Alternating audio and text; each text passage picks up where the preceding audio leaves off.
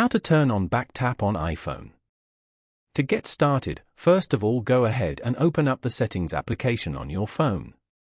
Once you're here, go to Accessibility as shown. Go to the Physical and Motor section and tap on Touch. Here, scroll down to the end and go to Back Tap.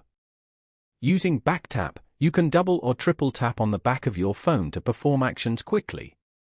Over here, tap on Double Tap. From the System section, select Flashlight. Now, go back and double tap on the back of your phone. As you can see, the flashlight will now turn on automatically.